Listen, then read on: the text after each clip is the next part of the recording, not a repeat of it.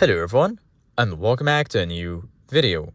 In this video, I'm gonna show you guys how you can fix Bluetooth connection failed in your Porsche. This solution will work for the Porsche Cayenne, Porsche Macan, Panamera, 911, 718, Boxster and the Porsche Cayman. So if you have any of these models, this solution will work for you. First of all, just go to your screen here in the right side of your steering wheel. I'm gonna give you guys a closer look like this. And then once you're here, just go to the home page, and then here you're gonna find all of these applications.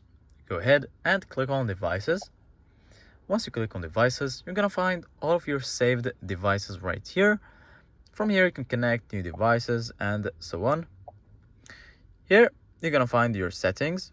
So the first thing that you need to try, guys, is try to removing a device if you have a lot of added devices. So just go to settings, click on remove devices, and then select try to remove a device, because maybe you have the maximum devices saved on your car and you can't add a new device. So try removing a device by selecting it and click on remove selection. Then go back, try to connect your phone from Bluetooth settings, and then it should be working fine. Thank you guys for watching, and see you guys in the next video.